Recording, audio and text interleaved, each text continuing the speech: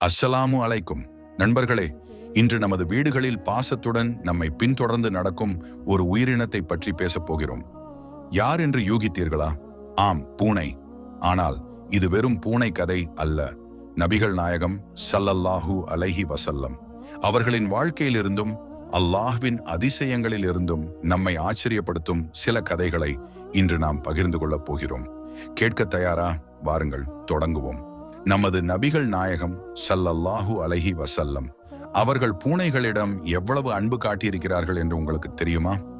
ஒரு முறை உழு செய்ய தண்ணீர் எடுத்த போது ஒரு பூனை வந்தது. நபிகள் நாயகம் ஸல்லல்லாஹு அலைஹி வஸல்லம் அந்த தண்ணீரை பூனைக்கு குடிக்க கொடுத்தார்கள்.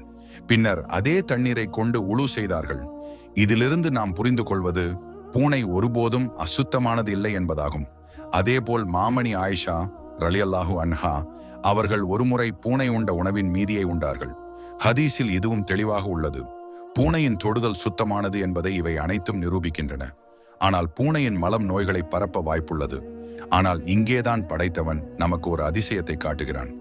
தனது மலத்தை மண்ணில் புதைக்கும் ஒரே உயிரினம் பூனைதான். மாஷா அல்லாஹ், எத்தனை பெரிய அதிசயம்! இப்போது ஒரு ஆச்சரியமான கதையை கேட்போம். அரேபியாவில் உள்ள அல் ஆஃப்ஸ் காலிதாவில் உள்ள பனூரியா மஸ்ஜிதில் நடந்த ஒரு சம்பவம் இது. ஒரு பூனை தனது எஜமானுடன் மஸ்ஜிதுக்கு வந்து உட்கார்ந்திருந்தது.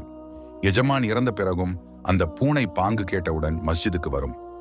சுப்ஹ் தொழுகையிலிருந்து ஜமாத் முடியும் வரை அங்கு முற்றத்தில் படுத்திருக்கும். தொழுகை முடிந்தவுடன் சென்றுவிடும்.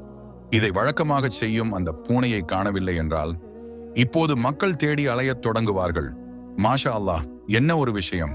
அதேபோல் சமூக வலைதளங்களில் வைரலான ஒரு பதிவை கண்டேன். ஒரு குடும்பம் புதிய தொழுகை விரிப்பு வாங்கிய போது பூனைக்காகவும் ஒரு சிறிய தொழுகை விரிப்பு வாங்கியது.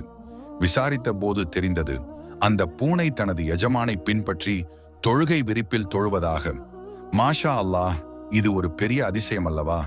இப்படி பூனைகளை பற்றி நிறைய ஆச்சரியமான கதைகளை நாம் காண முடியும். அல்லாஹ்வின் படைப்புகளில் எத்தனை பெரிய அடையாளங்கள்!